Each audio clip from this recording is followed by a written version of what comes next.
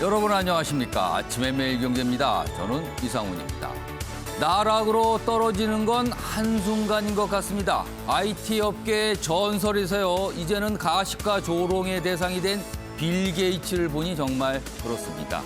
그런데 말이죠. 달리 생각해보면 본인이 쌓아온 과거가 그저 드러났을 뿐인 것도 같습니다. 자, 그럼 먼저 아침신문 일면 기사부터 보겠습니다.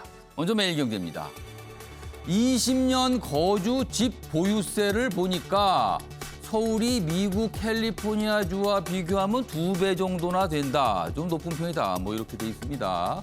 여기 보면은 25억짜리 집을 기준으로 매입가 기준 보유세가 426만 원. 뭐 이게 미국 상황이라 그럽니다. 그런데 서울에서는 장기 보유, 고령자 공제까지 받아도 700만 원이 훌쩍 넘어선다. 그래서 좀 부담이 크다.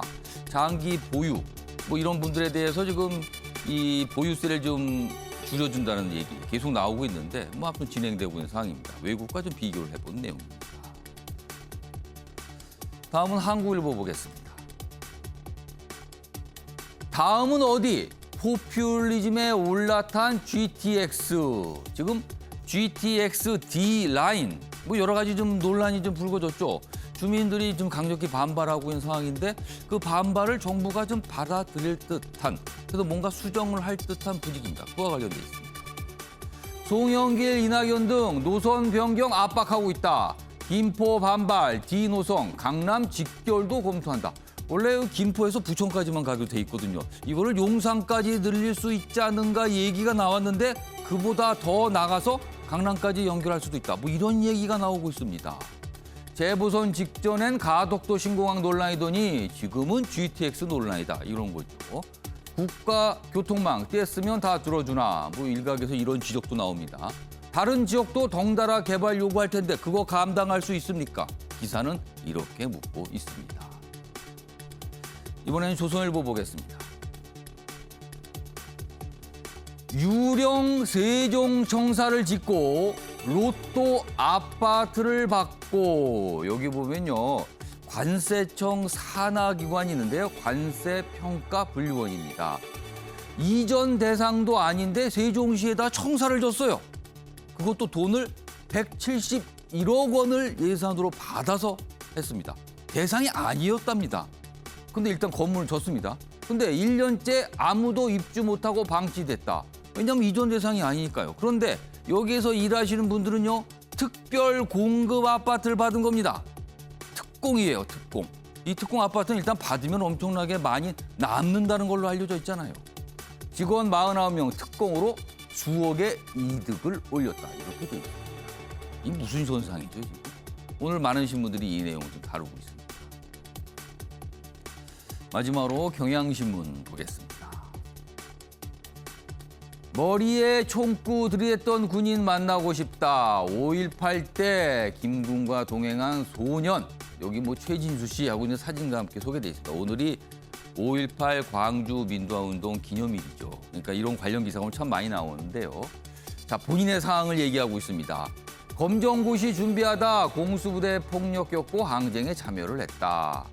가해 피해를 떠나 고백하고 용서 구하면 받아들일 자세가 돼 있습니다. 지금은 좀 얘기를 해 주셨으면 좋겠습니다. 뭐 이런 당부를 좀 하고 있습니다. 자, 지금까지 일면기사 짚어봤고요. 오늘도 뉴스의 행간을 깊숙하고 풍부하게 읽어주시기 위해 네 분께서 자리하셨습니다. 한 분씩 소개해드리겠습니다.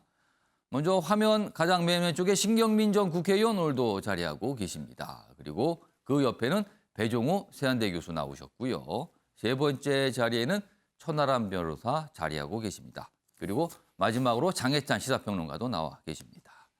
안녕하세요. 안녕하십니까. 안녕하세요.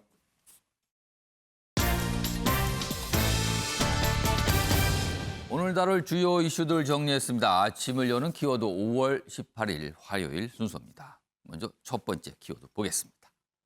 가시방석입니다. 어제 더불어민주당이요. 국회로 20대 청년들을 초청했습니다. 그리고 쓴소리를 작심을 하고 들었습니다.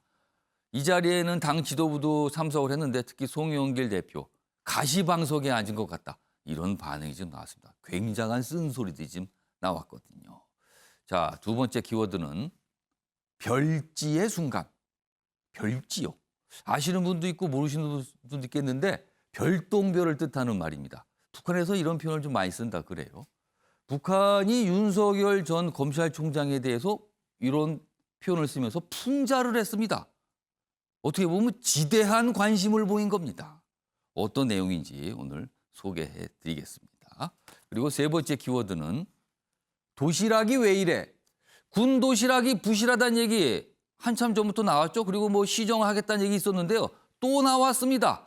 또 부실하다는 뭐 어떤 사진이 올라온 건데 이거를 해명하려고 군에서 이런 도시락을 줍니다라고 한 도시락이 나왔는데 그 역시 논란입니다. 그건 나 아니냐 이거죠.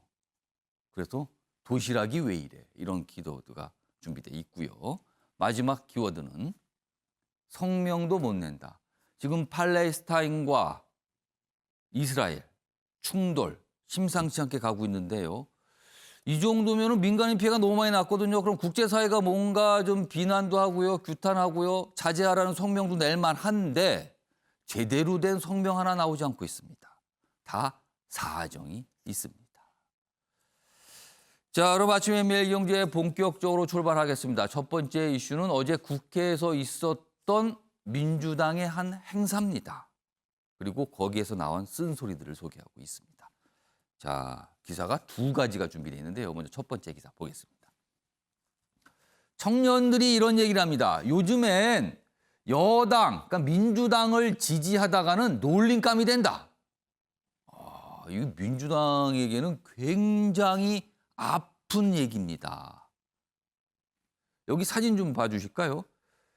여기 보시면 오른쪽에 송영길 더불어민주당 대표가 지금 청년들과 인사를 하죠. 주먹 인사를 하는 모습입니다. 이렇게 초청 간담회가 있었는데요. 이렇게 인사를 하고 청년들의 얘기를 들은 겁니다. 내용 좀 더 보겠습니다. 여당이 어제 성년의 날을 맞아 20대 청년들을 초청했습니다. 그리고 나온 말입니다. 돈을 준다고 표 주지 않는다. 최근에 여당 대선 주자분들 청년들에게 뭐 이러이러한 지원하겠습니다. 구체적으로 액수를 얘기하면서 이렇게 지원할 수 있습니다. 이런 얘기 많이 하거든요. 그와 관련해서 돈 준다고 표 주지 않습니다. 송영길 면전에서 비판을 쏟아냈다. 송 대표 가시방석에 앉은 느낌이다. 이렇게 반응을 좀 보였습니다. 기사 하나 더 있습니다. 민주당 지지 묻는 게 비하 발언이 되는 지경이다. 송영길의 쓴소리 쏟아낸 20대. 그리고 다른 얘기도 있어요. 여기 좀 소개가 더 돼 있죠. 민심을 가르치려 하지 않았으면 좋겠다. 왜 자꾸 가르치려 들으냐? 이해하려 들지 않고. 그리고 비리를 공정히 처리할 줄 알았는데 아니었다. 이런 쓴소리도 있습니다. 그리고 여기 보면 뭐 세계 여행비, 군 출발 자금 뭐 이런 약간 최근 어떤 지원 얘기가 있었죠. 이거에 대해서도 돈 준다고 표 안 줍니다. 뭐 이런 얘기까지 좀 나왔습니다. 자, 그럼 어제 어떤 모습이었는지 직접 영상으로 확인해 보겠습니다. 보시죠.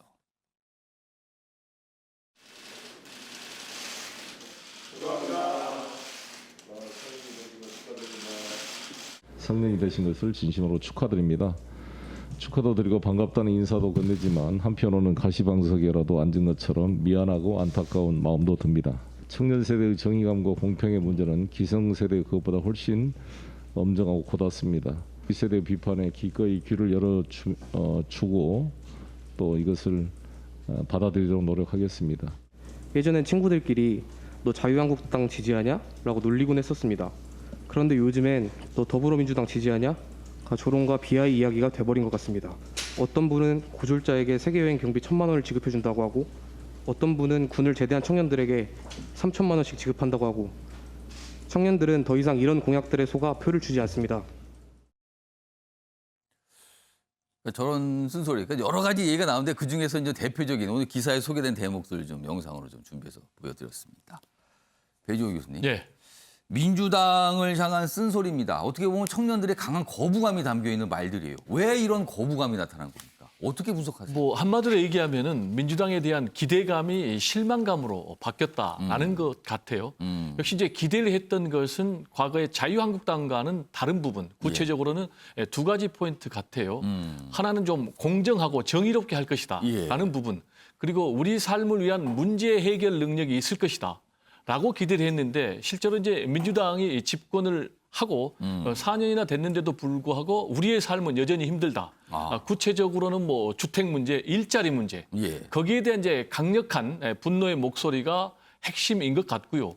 그리고 또 민주당 정권에서도 각종 비리가 터졌는데 예. 공정하고 정의롭게 할 줄 알았더니 이중잣대적으로 계속해서 내로남불식으로 하니까 예. 이 부분이 상당히 실망했다. 그럼에도 불구하고 민주당이 하는 걸 보니까 오히려 우리를 가르치려고 한다. 나는 이제 그런 부분이 분노의 목소리로 청년들 표출된 입장에서 것 보면 같고요. 지금 세 가지 말씀하셨는데 다 듣기 싫고 안 좋은 얘기만 다 있네요, 지금요. 민주당의 모습이 보면은 지금. 그렇습니다. 그럼에도 불구하고 예. 지금 송영길 대표가 이렇게 20대 예. 이제 막된 이제 성년식을 가진 이런 젊은이들을 초청해서 쓴소리를 들었다는 점 예. 이런 부분은 저는 굉장히 긍정적으로 평가를 해주고 싶습니다. 예. 그러니까 그 점은 뭔가 바뀌겠다라는 모습이 보인다. 그거는 긍정적으로 좀 평가할 만하다는 말씀이시네요. 그렇습니다. 천하람 변호사. 네. 지금 청년들이 한 얘기 중에서 돈 준다고 표가 가는 거 아니다. 뭐 이런 취지의 얘기를 했어요. 지금 여당의 대선 주자분들이 약간 액수, 구체적인 금액을 얘기하면서 어떤 정책 부분들을 말하고 있거든요. 그리고 구상들을. 근데 그 부분에 대한 어떻게 보면 뭐랄까요? 비판 또는 반감인 것 같아요. 이거는 어떻게 들으셨어요? 네, 맞습니다. 이게 그 단지 더불어민주당만의 문제가 아니라요. 예. 기존의 뭐 국민의힘 전신의 정당들이나 뭐 현재도 마찬가지입니다. 청년들을 위한답시고 무슨 청년 태스크포스니 청년위원회니 이런 것들 굉장히 많이 만듭니다. 그러면서 항상 하는 건 뭐냐면 이런 현금성 공약을 제시하거나 등록금, 원룸 이런 식의 정말 어떻게 보면 굉장히 작고 선심성 공약들만 많이 만들어냈던 게 현실이거든요. 그런데 정작 청년들이 원하는 정치가 뭐냐를 들어보면 말 그대로 상식적인 정치, 좀 미래지향적인 정치를 하라는 겁니다. 예. 그러니까 쉽게 얘기해서 청년 정치, 청년 공약이라는 게 따로 있는 것이 아니고요. 청년들이 생각할 때 조금 더 민감한 공정성에 대한 감수성, 조금 더 민감한 정의관념으로 봤을 때 우리 정치권이 좀 멀쩡한 정치를 해라. 예. 이런 주문인 것인데 그게 아니라 어떤 여든 야든 예. 청년 지지율이 떨어진다 싶으면 뭔가 퍼주기식 공약 이런 거 하면 청년들이 좋아하겠지라고 생각하는데 우리 청년들의 수준은 그거보다 훨씬 높다. 이거를 여야 모두 명심해야 된다. 그렇게 보입니다. 그러니까 여당의 대선 주자분들은 약간 좀 억울할 수도 있어요. 오해다. 사실은 그렇게 뭐 돈 얘기한 게 아니라 어떤 정책 차원에서 이렇게 아이디어 얘기한 거일 수도 있고 이런 걸 좀 들여다보면 굉장히 도움이 된다. 이렇게 말씀할 수도 있습니다. 그러나 청년들이 듣기에는요. 청년들을 위한다고 하면서 자꾸 돈 얘기를 한다. 이렇게 들린 겁니다. 지금요. 그런 지적을 좀 하고 있거든요. 천하람 교수께서는요. 아까 이 영상에서 잠깐 언급이 됐는데 과거에는 자유한국당을 지지한다라고 그러면 조롱을 받았다. 예. 근데 지금은 그 대상이 민주당으로 바뀌었다. 자, 과거는 자유한국당은 왜 그랬습니까? 사실은 자유한국당은 기본을 못 지켰던 것이죠. 그러니까 청년들이 실망하는 데는 대단한 이유가 있지 않습니다. 예. 청년들 사실 생각해 보면 정치에 대한 기대감이 그렇게 크지도 않아요. 예. 뭔가 비상식적인 행동만 하지 않고 내로남불만 안 했으면 좋겠다. 그리고 조금 더 아까도 나왔지만 국민을 가르치려고 하는 게 아니라 예. 국민과 소통하고 국민들의 이야기를 들었으면 좋겠다라는 근데 것이었는데요. 어떻게 보면은 기대 수준이 좀 낮은 겁니까, 그러면은? 사실 그렇습니다. 기본만 원하는 겁니까? 맞습니다. 상식만 해도 좋겠다라는 것인데 사실 자유한국당 같은 경우에도 굉장히 권위주의적이고 꼰대적인 그런 면모를 많이 보여줬었어요. 근데 민주당 같은 경우에는 그래도 기존의 이미지는 조금 더 말이 통할 것 같고 예. 청년들과 소통할 것 같은 이미지였는데 마찬가지로 소통은커녕 또 내로남불, 예. 뭐 불통 이런 모습으로 가다 보니까 청년들의 실망이 커진 것 같습니다. 두 분께서 진단을 좀 해주셨어요. 그럼 지금부터는요. 그럼 과연 민주당은 어떻게 해야 할 것인가? 이 얘기를 좀 해보겠습니다. 신경민 전 의원님. 네. 청년들에게 참 어떻게 보면 굉장히 아픈 쓴소리를 들었어요. 자, 이거 어떻게 좀 풀어가야 할까요? 정당이라는 건 그 여든 야든 예. 무조건 정책을 다루는 거고요. 그 정책은 법과 예산과 인사를 통해서 나타나는 예. 거거든요. 근데 지난 4.7 재보궐에서 국민들이 시민들이 보여준 것은 저는 두 가지라고 봅니다. 예. 첫 번째는 그 시대 정신이 뭐든 간에 시대 정신은 항상 근사하거든요. 예. 그게 공정일 수도 있고 정의일 수도 있고 평등일 수도 있고 그런데 시대 정신은 사실은 뭐 조금씩 변하지만 거의 불공정을 시대 정신으로 내거는 정권은 하나도 없습니다. 그건 있을 수 없거든요. 예. 그러니까 지금 시대 정신이 뭐냐 하는 게 중요한 게 아니고 그건 대충 우리가 공감을 하는 거고 예. 말만 하지 마라. 행동으로 보여주라. 정책으로 보여주라. 그것을 유능하게 보여주라. 정책을 수행을 할 수 있다. 예. 한다라는 거. 동기뿐만 아니고 좋은 정책을 우리는 동기를 가지고 한다. 이런 얘기가 아니고요. 그것을 동기와 절차와 결과로 보여달라. 유능한 정당을 만들어달라. 좋은 사람들이 좋은 정책을 자신 있게 결과로 보여달라라는 것을 재보궐선거에서 각 당에 요구한 겁니다. 이긴 당이건 진 당이건 예. 간에요. 근데 과연 지금의 정당이 예. 여든 야든 그렇게 할 수 있느냐라는 게 문제죠. 최근에는 조금 시간이 지난 걸로는 오늘 이 5.18 민주항쟁 예. 그리고 그런 사건은 이미 이 청년들의 기억에서는 조금 벗어나 있는 것 같습니다. 좀 약간 시차가 있죠, 지금. 그렇죠. 지금 예. 청년들은 이해하지 못하고요. 그 다음에 이제 아주 최근에 있었던 건 박근혜 대통령 탄핵하고 예. 세월호 사건이 있었는데 예. 이것도 이제 몇 년이 지나면서 청년들의 생각에는 좋다. 이거 가지고 이상한 소리 하던 건 일단 좀 접어두고 예. 아까 제가 말씀드린 진짜 유능하게 정책을 수행할 수 있는 결과로 보여줄 수 있는 동기뿐만 아니고 절차를 포함해서 결과까지 보여줄 수 있는 유능한 정당을 보여달라라는 건데 예. 이걸 이제 민주당과 국민의힘 당이 할 수 있느냐라고 지금 청년들이 묻는 겁니다. 그렇게 정당을 바꿔달라는 거죠. 예. 그거에 화답을 해야 예. 다가오는 대선 그리고 앞으로 있을 각종 선거에서 표를 주겠다라는 것이 청년들의 이야기입니다. 자, 20대 청년들 과거와는 약간 유권자로서 분석을 해보면 좀 달라진 모습이 있다. 지금 그런 분석 참 많이 나왔어요. 재보궐선거 뒤에 특히 많이 나왔는데요. 그 청년들이 어제 이제 민주당에게 쓴소리를 한 겁니다. 장희찬 평론가, 민주당이 어떻게 좀 바뀌어야 되나요? 일단은 이렇게 청년들이 쓴소리 듣는 행사 지금 민주당이 하고 있잖아요. 예. 제가 2016년도 그 당시 새누리당이 예. 20대 총선에서 생각보다 나쁜 성적표를 받았습니다. 예. 근데 그때부터 새누리당은 청년 특위 만들어서 청년 비례대표 중심으로 이렇게 쓴소리 듣는 행사를 계속 해왔어요. 아, 그때 이게 했군요. 거기 언론이 그쪽은. 지금은 뭐 당대표들이 나서고 워낙 20대 민심이 돌아서서 받아주지만 예. 그때는 언론이 잘 받아주지도 않았습니다. 그러니까 기사화도 안 됐는데 예. 저도 자문위원으로 가서 조언도 하고 했었거든요. 그런 행사를 2016년부터 거의 4년, 5년 동안 이 새누리당, 또 자유한국당, 미래통합당, 그리고 지금 국민의힘에 이르기까지 계속 해왔어요. 그러니까 이런 행사가 하루 이틀로 끝나서 되는 것이 아니라 수년 동안 다양한 청년들의 이야기를 들으면서 청년들과 공감대를 맞추는 노력을 해야 된다. 어떻게 보면 새누리당이나 국민의힘 입장에서는 민주당보다 일찍 소위 말하는 꼰대 정당 이미지가 있었기 때문에 예. 이런 노력을 일찍 할 수 있었던 게 좀 약이 된 것 같다. 그러니까 매를 먼저 맞는 일찍 게 맞았고 그렇죠. 일찍 대처했다. 그 네, 매를 말씀이네요. 먼저 맞을 수밖에 없었던 예. 그런 상황이 있었기 때문에 지금 시점에서는 약이 된 것 같고요. 그렇게 몇 년 동안 쓴소리를 들어야 청년들이 본인들의 입장에서 어떤 정책을 원하는지 파악할 수 있습니다. 예. 그런데 지금 뭐 세계 여행비 1,000만 원이나 예. 군입대 이제 군 제대할 때 3,000만 원 준다는 것 예. 일견 좋아 보입니다만 이건 청년의 시각에서 만든 정책이 아니라 여전히 기성세대의 시각에서 너네 불만 많다니까 우리가 베풀어 줄게. 이런 걸 지금 원하는 세대가 아니거든요. 어떤 코드를 원하는지 알기 위해서는 더 많이 듣는 행사들이 필요하다는 생각이 일단 들고요. 예. 그리고 두 번째로 대표적인 이 얼굴들이 있어야 되는데 지금 민주당의 전용기 의원이 나름 90년대생으로 고군분투하고 있습니다만 예. 저 행사도 전용기 의원이 하고 있죠. 예. 근데 나머지 청년 의원인 장경태 의원이나 김남국 의원 같은 경우는 청년의 목소리를 내기보다는 그동안 민주당 내 기득권을 옹호하는 모습만 계속 보여줬습니다. 대표적인 친조국 의원들이잖아요. 뭐 저랑 예. 토론회에서도 많이 만났습니다만 근데 국민의힘으로 눈을 돌려보면 국회의원은 아닙니다만 지금 당대표 유력 후보인 이준석 전 최고위원 같은 경우 국민의힘 내부의 기성세대와 싸우고 있죠.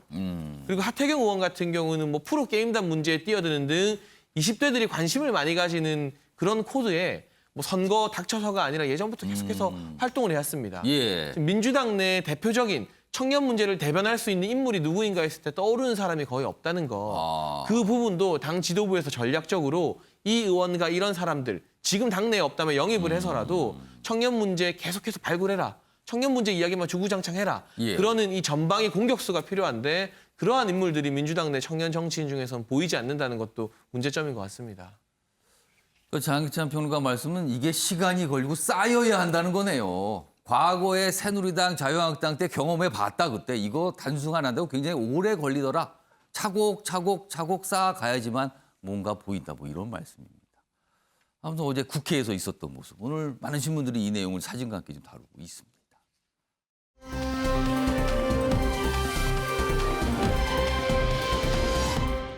오늘이 5.18 민주화 운동 기념일입니다. 그리고 어제부터 많은 행사들이 열리고 있어요. 그리고 어제 추모제도 좀 있었거든요. 어제는 5.18 민주묘지에서 이제 추모 행사가 있었는데 거기에서 있었던 모습이에요. 기사 준비했습니다. 보겠습니다.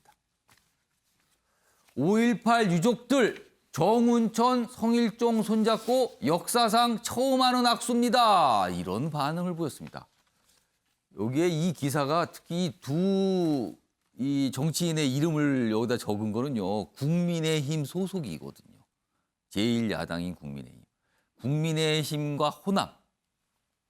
한마디로 말하면 그렇게 가깝지 않거든요. 그런데 어제는 이 의원들, 이 정치인들 손을 잡는 모습이었다는 겁니다. 그래서 기사로 달아집니다. 유족 행사에 보수 정당 인사로는 첫 초청을 받았습니다. 어제 추모제입니다. 그리고 님을 위한 행진곡 함께 불렀다. 그동안 국민의힘은요. 김종인 이어 김기현 등 호남 끌어안기 구애를 계속 이어가고 있는 모습인데 그 연장선에서 뭔가 성과가 좀 나온 거 아니냐. 이렇게 기사는 평가를 좀 하고 있습니다.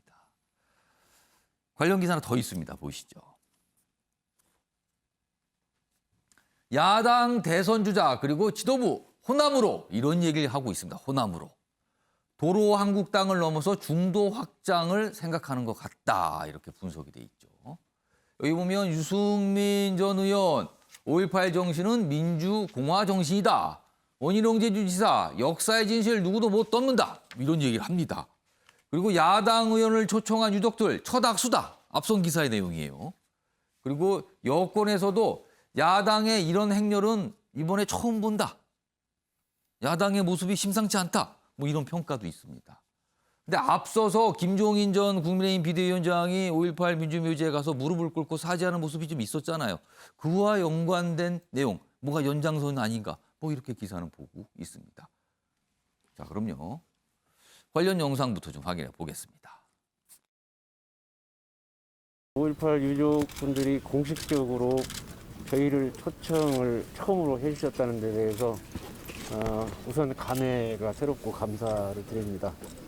우리 광주의 희생을 통해서 저희들한테 자유를 허락해 주신 영령들한테 다시 한번 존경과 감사를 드리고요. 또 저희가 너무도 오래 기간이 걸렸습니다. 앞으로 더 우리 국민들 잘 섬기고 또 광주 또 우리 호남 품에 안길 수 있도록 더 열심히 겸손하게 잘 섬기도록 그렇게 하겠습니다. 저는 이 5.18 정신이 과거가 아니라 앞으로 미래에 우리 대한민국의 민주주의 또 우리가 정말 제대로 된 민주공화국을 만들어가는 그런 정신적인 기반이 될 거라고 생각하고 오늘 영령들의 혼을 위로드리러 왔습니다.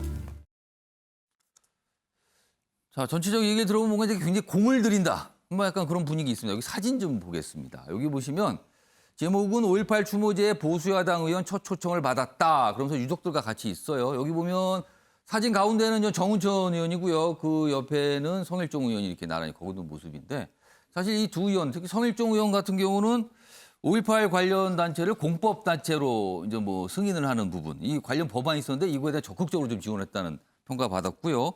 이 정운천 의원 같은 경우는 호남 지자체와 자매결을 맺어갖고 예산 배정도 이런 거에 적극적으로 노력을 하겠다. 뭐 이런 얘기 좀 해서 아마 이제 이 호남 분들한테 높은 평가를 받았다. 초청의 이유다. 이렇게 설명이 좀 되고 있어요. 자, 배종호 교수님. 네. 어떤 의미일까요? 이런 모습은. 41년 만에 이루어진 일이거든요. 예. 상당한 의미가 있는데 일단 표면적으로는 두 의원, 그러니까 국민의힘 정운천, 성일종 두 의원의 노력을 유족들이 5.18 유족들이 평가해 준 것으로 봐야 되겠어요. 앵커께서도 말씀하셨지만은 5.18 공법단체로 만드는 부분 법적으로 그리고 또 유족회원의 직계뿐만이 아니고 형제 자매들도 포함될 수 있도록 하는 이런 부분을 평가한 것 같고요. 그리고 두 번째로는 김정인 전 비대위원장의 서진 정책에 따라서 5.18 묘지에 참배하면서 무릎 사과를 계속했지 않습니까? 이런 부분이 평가를 해준 것 같은데 여기서 저는 손을 내민 주체가 누구냐? 그 주체는 결국은 5.18 유족들이다. 이 부분에 저는 핵심을 좀 두고 싶어요. 어제 추모제를 주최한 곳은 5.18 민주유공자 유족회입니다. 유족들의 그렇습니다. 모임이죠. 네, 그럼 이제 이 유족들은 사실 지금도 굉장한 아픔에 시달리고 있는 거예요. 형제, 자매, 뭐 가족, 친척들이 총탄에 신군부의 총탄에 목숨을 잃었지 않습니까? 그럼에도 불구하고 이분들이 이 두 의원을 공식으로 초청하면서 손을 내민 것은 증오에만 머물리지 않겠다. 그리고 용서를 하겠다. 그리고 분열에만 머무르지 않고 통합으로 가겠다. 이것이 5.18의 진정한 정신이다. 그걸 이제 직접 저는 이제 실천하는 것으로 보고요. 그럼에도 불구하고 5.18을 둘러싼 여전히 이제 우리나라에는 과제가 있어요. 5.18 광주 민주화 운동을 뭐 북한 특수군의 소행이다라고 폄하하는 것. 그리고 이제 국민의힘 전신 자유한국당의 소속 3명이 5.18에 대해서 계속 망언을 해놨단 말이에요. 큰 논란이 됐었습니다. 그렇습니다. 이런 부분에 대해서 국민의 힘이 정확하게 반응을 해줘야 돼요. 그리고 이제 5.18과 관련해서는 아직도 발포 명령자가 누군지가 밝혀지지 않았고 사망자, 실종자, 피해자들에 대해서 정확한 집계가 나오지 않았기 때문에 이런 부분에 대해서 국민의 힘이 함께 노력해야만이 5.18 정신을 진정으로 계승하고 또 5.18 유족들로부터 진정성을 평가받을 수 있지 않겠는가 이런 생각이 좀 듭니다. 자, 국민의힘 소속이신 천하람 변호사께 질문 좀 드릴게요. 사실 시간을 좀 돌려서 보면은요. 2020년 총선 때입니다. 총선 당시 국민의힘, 뭐 전신이제 미래통합당이죠. 호남 지역의 후보자를 제대로 내지 않았어요. 사실은 그냥 후보 안 낸 곳이 굉장히 많았습니다. 그만큼 호남 지역에 아예 관심조차 없는 건가?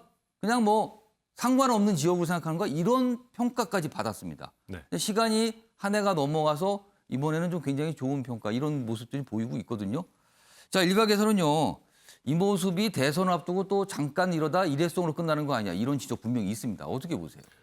저도 제발 그러지 않았으면 좋겠습니다. 근데 1년 만에 저도 엄청나게 많이 바뀐 것을 느낍니다. 제가 사실 지난번 2020년 총선에 전라남도 순천에서 출마했을 때요. 광주가 아니라 순천임에도 불구하고 저에게 그런 말씀하신 분들이 굉장히 많았습니다. 5.18을 폄훼하는 그런 정당에서 어떻게 감히 우리 지역에 출마했느냐. 또 다른 한편으로는 호남을 포기했느냐. 어떻게 제1야당이라고 하면서 호남 지역의 후보조차 이렇게 많이 안 낼 수가 있느냐. 비워둔 곳이 많았죠. 정말 많았습니다. 그리고 억지로 어찌 보면 함량 미달인 분들을 억지로 끼워 넣은 부분들도 분명히 있었었고요. 그러다 보니까 정말로 호남을 포기한 것 아니냐라는 얘기들이 당 안팎에서 굉장히 많이 나왔었습니다. 그런데 저는 이 1년간 어떤 극적인 변화를 보면서 또 아까 청년들과 마찬가지로 우리 정치권에서 생각하는 것보다 우리 국민들이 훨씬 더 위대하다. 어찌 보면 막말이 나오고 5.18 폄훼하고 했던 것이 그렇게 오래되지 않았는데도 정치권에서 조금만 진정성 있는 행보를 보이면 그걸 알아봐 주시고 먼저 손을 내밀어 주시거든요. 그래서 지금은 사실 그 김종인 위원장의 무릎 사과 이후로 호남 민심이 굉장히 많이 부드러워졌습니다. 그러니까 예전에는 제가 직접 순천에서 이야기를 나눠봐도 굉장히 단단한 콘크리트 벽을 두드리는 것 같은 느낌이었다면 이제는 바로 국민의힘을 지지해 주시지는 않더라도 조금 더 말랑말랑한 느낌으로 변했습니다. 지지까지는 않지만 그래도 옛날처럼 굉장한 반감 내지는 아니면 굉장히 뭐 어떤 뭐랄까요? 아예 얼굴도 좀 보기 싫은 이 정도는 아니다 지금. 네, 맞습니다. 그리고 특히나 동시에 민주당에 대한 어떻게 보면 실망까지 겹쳤기 때문에 그게 그 바로 국민의힘 지지까지는 안 오더라도 윤석열 전 총장에 대한 생각보다 높은 지지도로 이어지고 있거든요. 호남 지역에서도 몇몇 여론조사들 보면 여권의 유력한 후보들보다도 오히려 높게 나오는 조사들이 있을 정도로 예전보다 호남의 민심도 무조건 민주당 일변도로만 가지 않겠다라는 것이 지금 굉장히 많이 나타나게 됐고요. 이게 민주당의 실책과 국민의힘의 상식으로의 복귀, 예. 그리고 기존과는 다른 호남과의 소통 이런 것들이 겹쳐지면서 저는 지금은 아직 미약하죠. 국민의힘이 사실은 5.18을 인정하고 이런 부분들은 당연히 상식적인 영역이고 예. 여기서 더 나아가서 호남의 제대로 된 정책 의제들, 비전들, 지역 현안들에 대해서 관심을 가지고 꾸준히 소통하는 모양새까지 이어진다라고 하면 예. 저는 호남에서도 진정한 정당 정치, 정당 간의 경쟁이 일어나는 게 그리 멀지 않았다. 그렇게 보입니다. 사실 과거에 그런 일이 있었어요. 지금 국민의힘의 전신인 정당이 총선에서 호남에서 지역구 당선이 있었으면 굉장한 뉴스로 다뤄졌거든요. 그만큼 드문 일이고 어려운 일이다. 그런데 지난 총선에서 사실 국민의힘 전신인 정당들은 제대로 후보조차 내지 않았다. 그런 비판을 참 많이 받았거든요. 근데 뭔가 약간의 변화가 있는 듯한 모습. 사진 같은 거 보면 상징적이긴 합니다. 국민의힘과 관련된 국민의힘 변화 중에 하나일 수 있습니다. 다음 기사 좀 하나 보겠습니다. 지금 당권 경쟁이 벌어지고 있죠. 오는 22일까지 후보 등록이 되고요. 그리고 좀 날짜가 지나면 당대표를 뽑는 날짜가 옵니다. 자, 지금 그 과정이 있는데요. 이런 모습이 나타났습니다. 이준석 지지율이 깜짝 1위다. 국민의힘, YB, 그러니까는 영보이죠. YB 당대표 현실화되나. 그러니까 젊은 피 당대표가 되냐 이거죠. 30대입니다, 지금요. 여기 보면 이준석, 이 일반 여론조사죠. 그러니까 국민의힘 당대표로 뭐 어떤 인물을 선호하십니까? 지지하십니까? 이런 여론조사가 지금 계속 있는데 20.4%를 기록을 합니다. 2위인 나경원 전 의원과 비교하면 오차 범위 안에서 앞서고 있습니다. 물론 오차 범위이긴 합니다만 숫자상으로 좀 앞서게 나온다는 거죠. 그래서 지지율 깜짝 1위다. 어떤 현상일 수도 있어요, 이게. 그리고 막판에 이런 젊은 후보들이 단일화를 일어날 경우에는 이변 가능성, 여기서 말한 이변이란 젊은 당대표의 등장을 말하는 거겠죠. 출마 신예들 당원과 스킨십 기회에 적어서 조직력이 뜬다면 중진의 벽, 이거 넘기 힘들 수도 있다. 이게 또 현실이다. 왜냐하면 국민의힘 당대표는요, 당원들이 70% 그리고 여론조사가 30% 이렇게 반영이 되거든요. 근데 지금 이 지지율 조사는 여론조사 30%만 해당되는 거 아니냐, 뭐 이런 분석입니다. 그리고 여기 보면 뭐 나경원 전 의원은 뭐 지금 나갈지 말지 뭐 고민 중이다, 뭐 이런 얘기까지 좀 실려 있습니다. 자, 이 얘기 좀 해보겠습니다. 뭐 지지율 그래프까지 딱 소개되고 있어요. 이런 모습입니다, 지금요. 요 얘기요, 장혜찬 평론가. 이변이라고 아까 써 있었어요, 기사에는. 이변 가능성 어떻게 전망하십니까? 그러니까 저는 충분히 가능성이 싹트고 있다고 보여지고, 그리고 일단 설령 뭐 이준석 전 최고위원이 당대표 당선이 안 된다 하여도요. 예. 국민들이 국민의힘 전당대회에 대한 관심도를 굉장히 높게 가져가고 있습니다. 그리고 만약 이제 컷오프를 하게 될 것 같은데 예. 최종 3인이나 4인 중에 이준석 전 최고나 김웅 의원 등이 포함되게 되면 예. 그 자체로 국민의힘이 완전히 변했다는 사인을 줄 수 있는 것이기 때문에 만약 중진그룹에서 당선자가 나와도 이제부터 우리가 젊어지고 변화해야 한다. 이 초선그룹이나 젊은 정치인들의 이야기를 많이 들어야 한다는 압박감을 상당히 받게 되지 않겠습니까? 예. 그런 부분에 있어서 사실 국민들의 관심을 비교적 받지 못한 민주당 전당대회와 비교해봤을 때 국민의힘 전당대회가 대선을 앞두고 이만한 이 주목도를 이끌어냈다는 것 자체가 초선과 이준석 전 최고 등이 기여한 부분이 분명히 있다는 생각이 들고요. 이벤트 효과는 확실히 있다, 지금. 흥행이 된 거죠, 일단은. 그리고 제가 얼마 전에 김웅 의원과 만나서 방송을 하면서 따로 또 물어보니까 예. 컷오프에 만약 이준석 전 최고와 김웅 의원 두 명이 동시에 들게 되면 예. 지금 몇 명을 컷오프할지 모릅니다. 그러나 예. 보통 통상 후보가 많이 나오면 4명 정도로 그렇죠. 묻게 되거든요. 셋 또는 넷 정도죠. 네. 그러면 이 신진 그룹이라고 표현하겠습니다. 초선과 이제 뭐 영선이 포함되어 있으니까 예. 이 신진 그룹에서는 무조건 단일화하겠다. 이 의지가 아주 강해요. 내가 나가서 2등, 3등 하는 게 의미가 없다. 우리가 예. 무조건 단일화해서 한 명의 후보로 1등을 노리겠다. 그런데 중진 그룹에선 단일화가 상대적으로 쉽지 않습니다. 특히나 갈리겠네요. 그렇죠. 그 특히나 주호영 전 원내대표와 나경원 전 원내대표가 상위 3등, 4등 안에 포함되면 예. 둘 중 어느 쪽도 단일화하긴 힘들 겁니다. 그렇게 된다면 이 당원들의 표, 사실 전통적 당원들은 아마 예. 이준석 전 최고보다는 주호영 전 원내대표나 나경원 전 원내대표에게 우호적일 텐데 그 표가 좀 갈릴 가능성이 있다는 거죠. 예. 그런 구도까지 생각했을 때 지금 이준석 전 최고 캠프에서는 나경원 원내대표의 출마를 오히려 바라고 있다 이런 이야기들이 또 나오고 있기 때문에 이게 컷오프 들어갔을 때 표가 어떻게 갈리느냐에 따라서 당원들 표 젊은 사람들이 상대적으로 덜 받는 걸 감안하고 본다 하여도 예. 단일화 구도상 이 신진 그룹에서 당대표가 깜짝 당선될 가능성 아예 배제하기 힘들어 보입니다. 그러니까 이 젊은 후보들이 컷오프를 통과해서 최종 후보에 들어갔을 경우 단일화라는 어떤 방법이 있기 때문에 이거 봐야 한다. 뭐 이런 전망이시네요, 지금요. 모습이 나타나고 있는데 이런 모습인데요. 신경미 전 의원님. 앞서 이제 마무리가 됐던 민주당의 전당대회, 당대표, 새 당대표를 선 민주당 전당대회 사실은 조금 주목을 좀 못 받았다. 네. 뭐 감독이 좀 덜했다. 뭐 이런 평가 있거든요. 근데 상대적으로 좀 주목을 받고 있거든요. 민주당에서는 왜 이렇게 이른바 젊은 비후보들 당권에 도전한 이런 모습은 없었거든요. 이거 어떻게 봐야 될까요, 좀? 그래서 민주당은 일단 개파가 예. 물론 말로는 없고 항상 당대표가 되면은 이 시간 이후로 개파는 존재하지 않는다. 늘 얘기합니다. 뭐 이런 얘기해요. 예. 근데 그렇게 되질 않고요.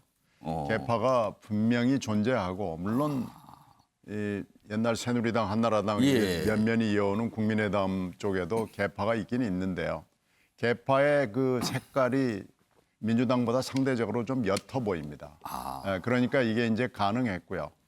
지난 21대 그 총선 공천을 보면은 예. 이해찬 대표가 시스템 공천이라고 했습니다마는 그게 그렇게 안 됐거든요. 모든 사람들이 이해하기를 이런 게 시스템 공천이냐라는 얘기들이 많이 나왔고 예. 그래서 초선 그룹들이 시스템 공천에 의해서 들어왔습니다.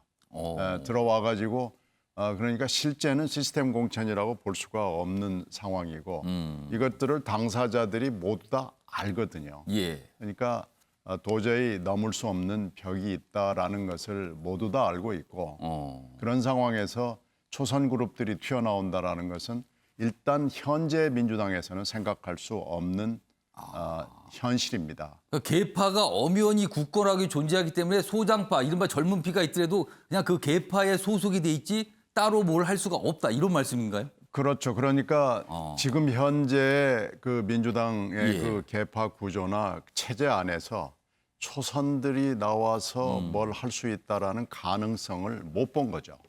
그러니까 그런 점에서는 지금 차이가 있는데요. 예.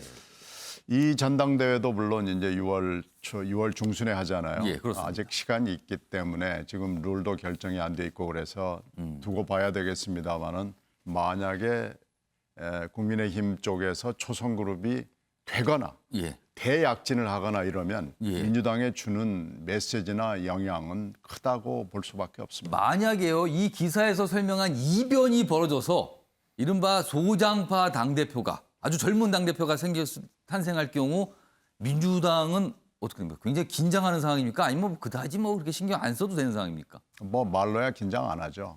근데 실제로는 긴장하지 않을 수가 없는 상황이 된다고 봐야 되고요. 만약에 안 되더라도 예. 초선 그룹이 단일화를 하고 예. 또 단일화를 해서 굉장히 큰 표를 얻었다. 그러면 좀 얘기는 달라집니다. 아무튼 정치권에 좀 자극을 줄 수 있는다는 말씀을 좀 들리네요. 이런 모습들이 자체가요, 지금요. 그러니까 만약에 당대표가 되지 않더라도 상당한 득표를 한다면 그 자체로도 의미 부여를 할 수 있다. 뭐 이런 말씀으로 좀 들립니다. 자, 두 정당의 모습을 좀 짚어봤고요.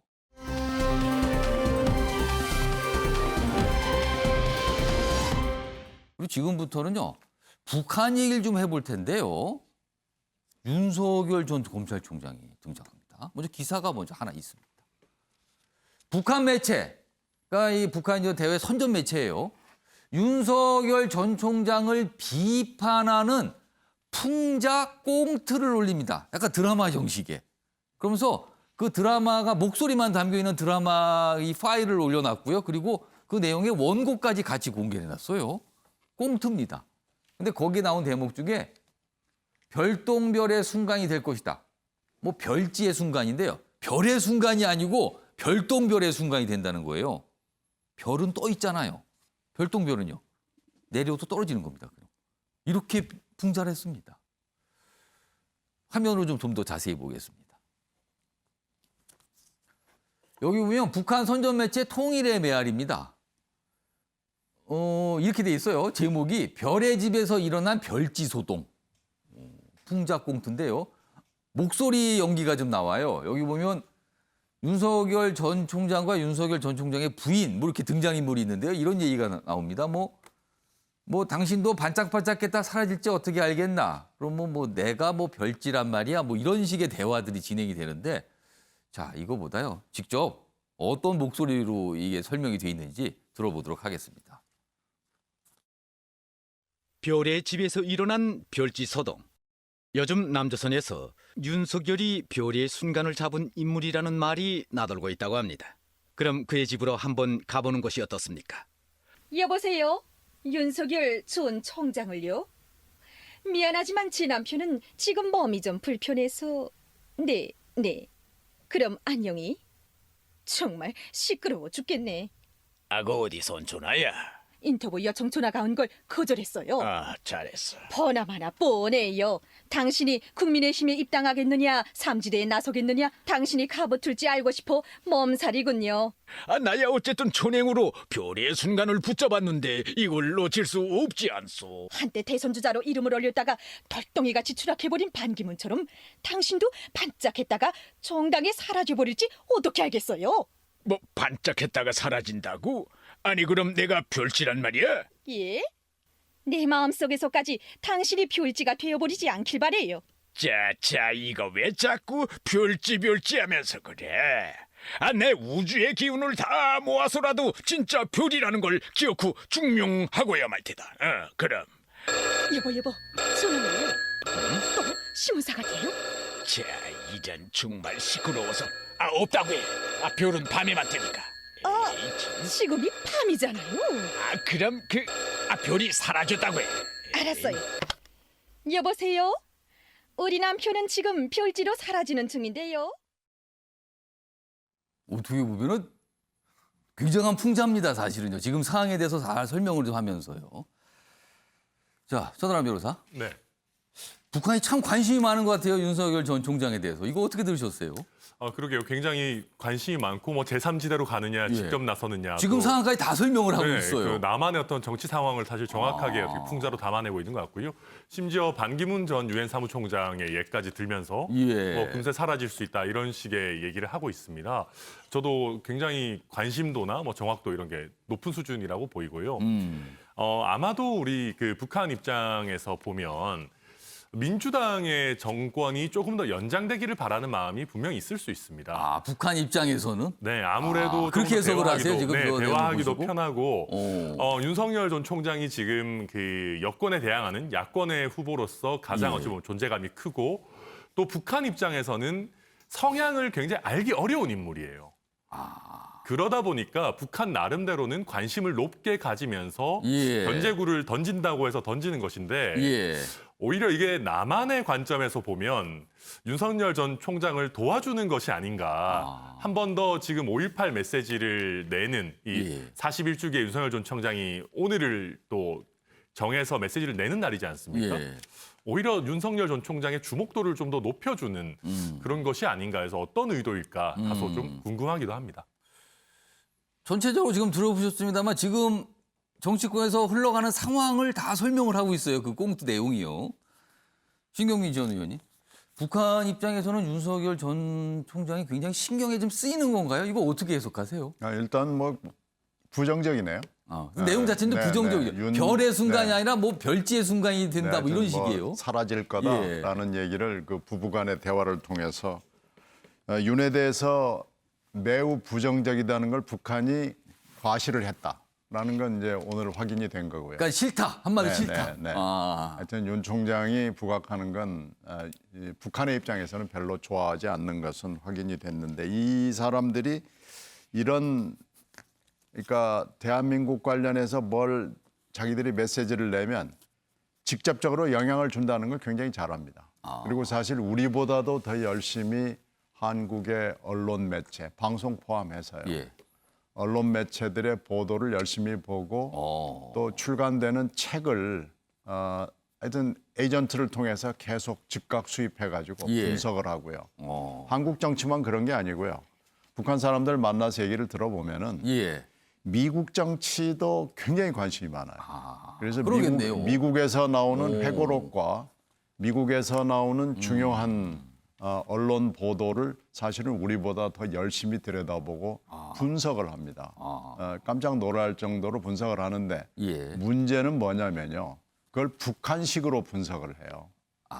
그러니까 이해 정도가 예. 북한 체제의 눈을 통해서 본 한국 정치, 미국 정치거든요. 약간 한계가 있겠네요. 그러면. 한계가 있습니다. 아무리 한국과 미국을 열심히 들여다보고 오래 예. 관찰을 해온 사람들의 표현을 들어보면 예. 아, 이 사람은 북한의 눈에서 벗어나지 못하는구나라는 걸 금방 느낄 수 있거든요. 그럼 실체를 정확하게 못 볼 수도 있는데요. 그래서 이것도 보면은 이렇게 자기들이 하면 한국 정치에 영향을 준다는 걸 너무 잘 알기 때문에 예.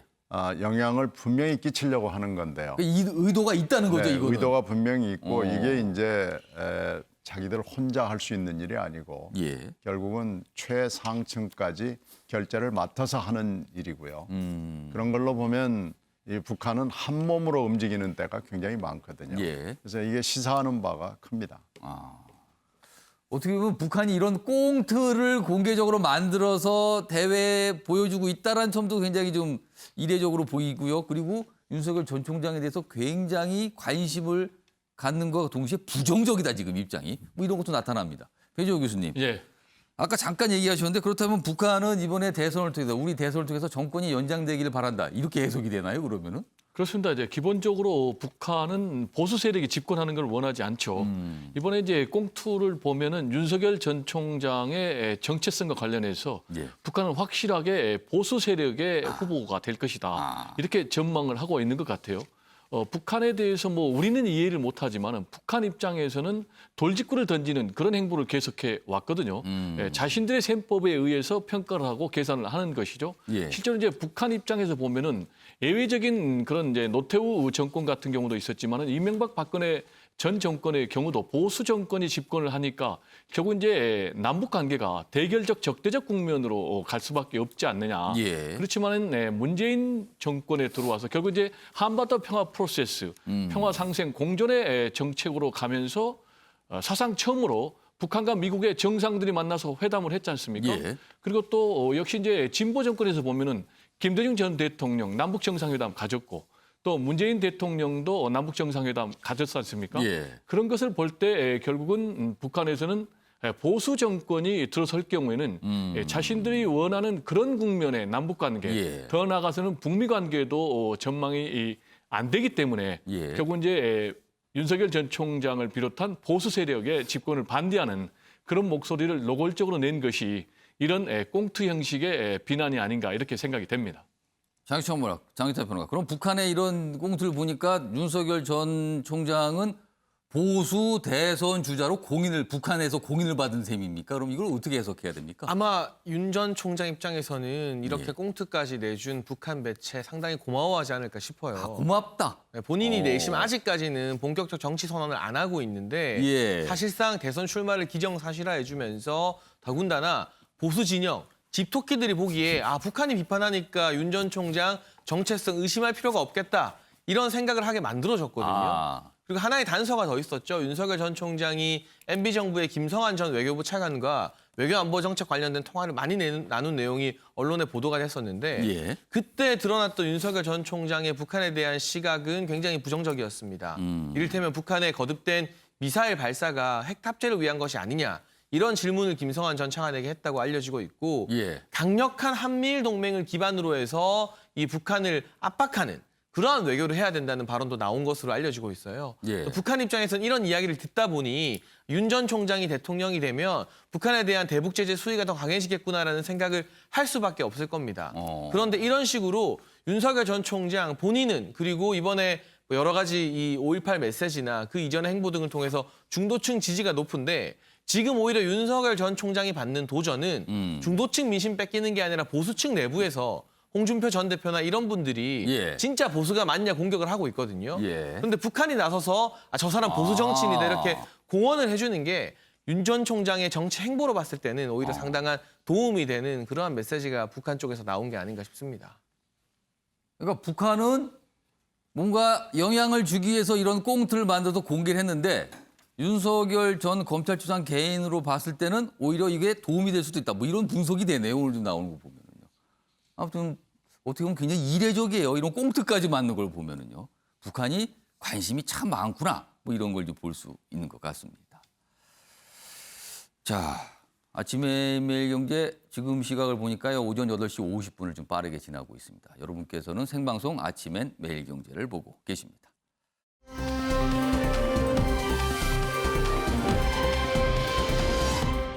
다음은요. 역시 우리 청년들과 관련돼 있습니다. 군 도시락 얘기입니다. 얼마 전에요. 이게 사진으로 이제 올라왔죠. 그러면서 너무 부실한 거 아니냐. 이게 부실 논란이 있었습니다. 그리고 그 이후에 군 당국에서 해결하겠습니다라는 얘기를 계속했거든요. 근데요. 또 나왔습니다. 또. 기사 보겠습니다. 또 군 부실 급식 폭로, 국방부 해명도 논란이다. 일단 먼저 사진을 좀 보시겠습니다. 이 사진이요, 이 사진. 이게 좀 흑백인데요. 좀 크게 보면은 여기 밥이 있고요. 반찬이 여기 뭐 김치 같이 보이는 게 하나 있어요. 여기 다 비었어요. 여기 국물이 있고요. 뭐 김도 보입니다. 아무튼 이렇게.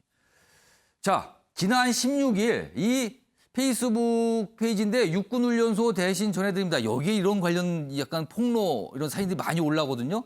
지난 16일에 이게 또 올랐어요. 이게 보면은 14일이라고 설명이 되면서 올라온 사진입니다. 이 14일 당시에 이 받은 급식이다. 이게 논란이 된 겁니다. 다시요. 근데 이게 앞서서 이런 비슷한 경우가 있었잖아요. 그리고요. 그 옆에 사진 보겠습니다. 그 옆에 사진은 뭐냐면요. 이 부실 급식 논란이 일자 국방부가 같은 날 정상적으로 제공됐을 것으로 판단하면서 정상적인 급식 사진을 올린 거예요. 근데 이 사진 놓고도 이건 뭡니까? 라고 또 얘기가 나오는 겁니다. 이건 뭡니까? 이 사진. 기사 좀 보겠습니다.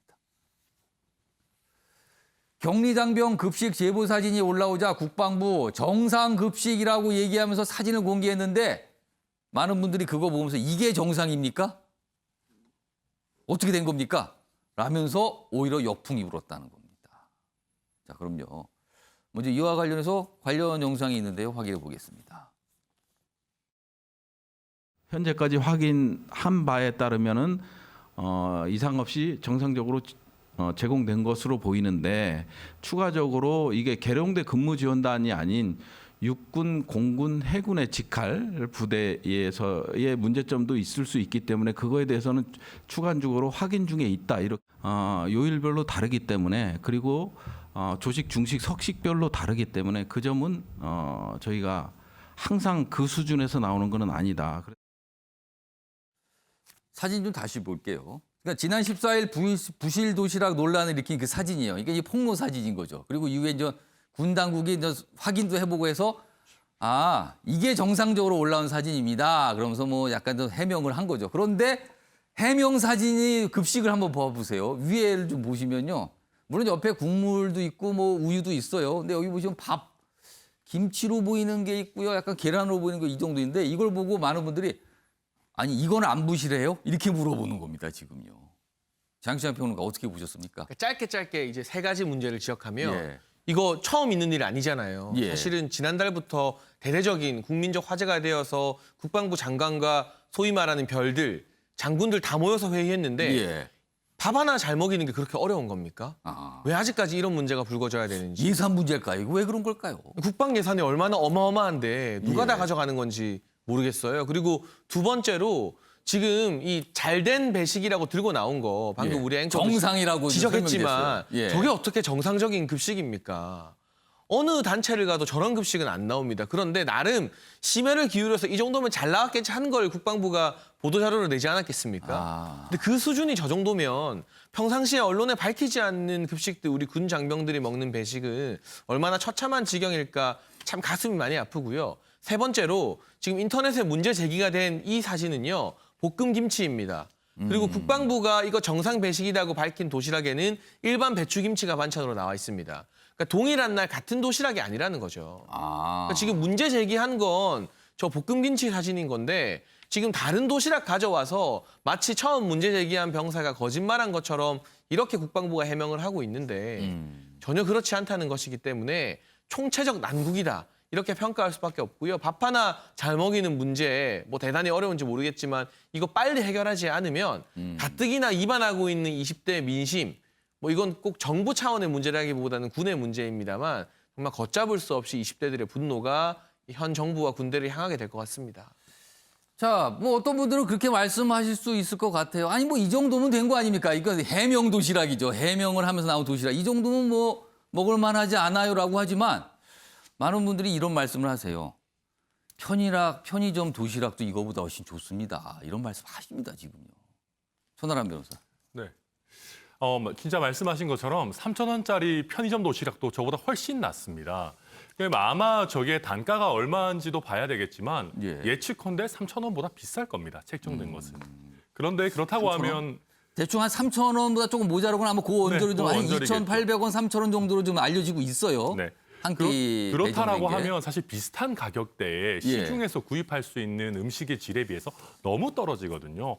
그렇다고 하면 어떤 도시락 업체 선정이라든지 이런 국방 예산을 집행하는 과정에서도 분명히 우리가 예상할 때 뭔가 문제점이 있는 것이 아니냐라는 그런 또 의구심이 당연히 들고요.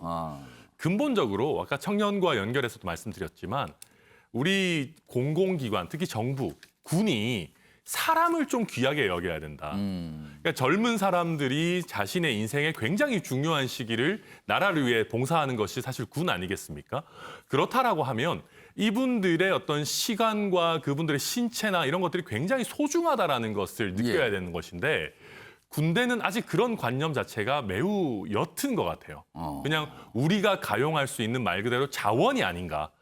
그러다 보니까 이 사람들을 정성스럽게 제대로 대우해줘야 되겠다는 생각보다는 그냥 최소한만 해주면 되는 것이 아닌가라는 태도를 여전히 가지고 있다는 것이 이번 해명에서도 나온다. 그렇게 보입니다. 예, 배종익 교수님. 예, 지금 어떻게 보셨어요? 너무 기성세대의 눈높이에서 보고 있는 것 아닌가 이런 좀 생각이 듭니다. 그래서 문제 해결 능력이 상당히 국방부가 떨어진 것 같아요. 반복되고 있지 않습니까? 특히 이제 격리 장병이라면 코로나19에 일단 감염된 것으로 보이기 때문에 환자로 우리가 분류할 그럴 가능성이 높은데 그렇다면 좀 혹시라도 몰라서 일단 격리 상태에 있는 거죠. 그렇습니다. 그럼 환자에 좀 준하는 고급 좀 식단으로 도시락을 만들 필요가 있지 않나. 오히려 더 좋은 걸 줘야 되는 거 아니냐? 네, 그렇습니다. 좀 그런 생각이 좀 들고요. 지금 가뜩이나 20대 청년들 사이에서 군 복무와 관련해서 굉장히 논란이 많습니다. 징병제가 맞느냐? 아니다, 모병제로 가야 된다. 왜 군 복무했는데 가산점을 주지 않느냐?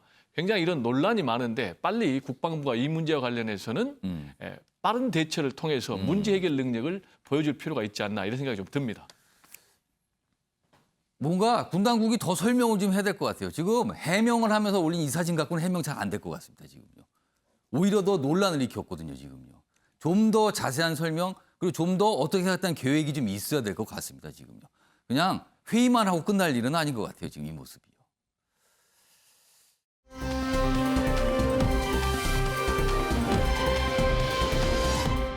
자, 다음은 이 나라 밖 소식 좀 보겠습니다. 팔레스타인 얘기입니다. 지금 이스라엘의 폭격으로 민간인 희생자가 자꾸 나오고 있어요. 이 정도면 좀 뭔가 심각한 상황인데요. 그 내용 좀 보겠습니다. 먼저 첫 번째 기사입니다. 팔레스타인 아이들 시신 쌓여가는데 이스라엘 더 강력한 작전, 폭격을 강화하고 있다는 겁니다. 사망이 한 200명 정도로 지금 집계가 되는데요. 그 가운데 60명, 60명 가까이가 어린이랍니다. 희생이 된 겁니다. 대체 아이들에게 무슨 죄가 있는가? 병원 민가 폭격, 민간인 목표로 하는 거 아니냐? 지금 보면 언론사가 입주한 건물도 그냥 그대로 무너졌습니다. 폭격을 받아서. 인도주의 위반, 전쟁 범죄다. 지금 뭐 이런 비난까지 좀 나오고 있는 상황입니다. 기사 하나 더 보겠습니다. 그러자 미국에서 나오고 있는 모습이에요. 팔레스타인 생명도 소중하다. 미국 민주당 내에서 반이스라엘 목소리가 나오고 있습니다. 미국과 이스라엘은 굉장히 각별한 관계로 알려져 있잖아요, 지금요. 미국 특히 정치권과 이스라엘은 뭐 어떻게 보면은 상당히 많은 영향을 주고받는 관계다. 여기 내용 좀 보겠습니다. 미국 내 좌파 시민단체 진영 중심으로 이스라엘 팔레스타인 갈등 불평등 문제로 여기고 있다. 그래서 이렇게 얘기합니다. 팔레스타인 생명도 소중하다. 흑인 생명도 소중하다. 그거와 이제 비슷하게 가는 거죠. 미국 언론들은요, 지금 팔레스타인 생명도 소중하다. 이런 운동이 일어날 분위기라는 거죠. 세계 곳곳에서 연대 시위도 잇따르고 있다. 그런데요, 이스라엘은 꿈쩍도 안 합니다. 폭격을 더 하겠다는 얘기가 나오거든요. 다음 기사가 그 내용을 설명하고 있습니다. 네타냐후 이스라엘 총리입니다. 군사작전 계속한다. 그리고 친구 조 바이든 미국 대통령에게 감사하다. 왜? 지지를 해주고 있으니까. 이런 얘기입니다, 지금. 이게 어떻게 되는 거죠? 보겠습니다. TV 연설을 통해서 팔레스타인 가자지구 공격 지속하겠다는 뜻을 밝혔어요. 미국에서 진지한 지지를 받고 있다. 바이든 대통령의 지지를 받고 있다. 이렇게 밝힌 겁니다. 그리고 유엔 안보리 지금 이게 문제가 있다라고 뭐 회의 소집한다 어쩐다 이런 얘기 있었는데 미국의 반대 속에 공동 성명도 못 내고 있답니다. 뭔가 항의조차 제대로 못 하는 거예요. 지금 이런 상황입니다. 신경미 전 의원님, 이거 어떻게 해야 되는 거죠? 이 문제는 참 이게 지금 세계가 2차 세계대전 이후에 풀지 못한 문제의 또 다른 판인데요. 이스라엘은 미국에서는 뭐 특별한 대우를 받죠. 아주 특별한 대우를 받고 미국에서는 영국이 특별한 대우를 받고 이스라엘이 특별한 대우를 받는데 거기에는 정치권의 목소리와 그리고 언론의 목소리도 함께 하고 있습니다. 이 유대인들의 미국 정치에 있어서의 영향력은 대단하거든요.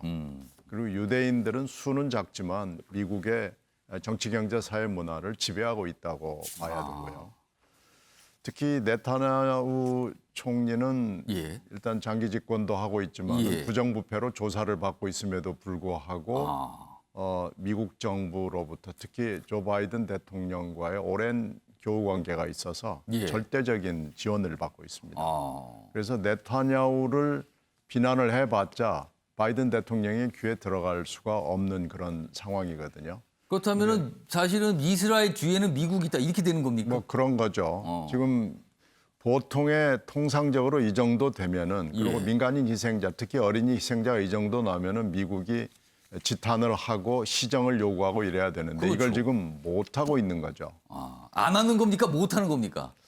두 개가 다 해당된다고 볼 수 있거든요.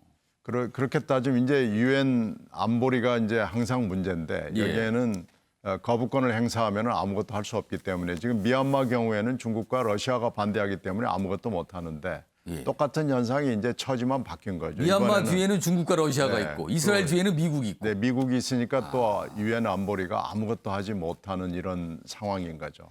지금 그러니까 유엔 안보리의 그 무력함을 지금 두 가지 케이스에서 상황만 다를 뿐이지 똑같은 본질적으로 같은 문제가 지금 있는 거고요. 미국 정치 안에서도 이게 지금 똑같은 이스라엘 문제가 이렇게 있는 거고요. 지금 여기서 또 하나 좀 군사적으로 굉장히 재미있다고 할까요? 좀 특이한 거는 이 하마스도 엄청나게 포격을 많이 합니다. 이스라엘 쪽을 향해서. 지금 뭐 네타냐후 총리 설명에 따르면은 아니 거의 한 2,000발 이상의 그런 포탄을 맞게 되면 가만히 있겠느냐 또 이런 얘기도 나와요. 그렇죠. 지금 엄청나게 많이 하마스도 쏘고 이스라엘도 쏘고 그러는데 이스라엘은 아이언돔을 통해서 97, 8%를 막아내는 거예요.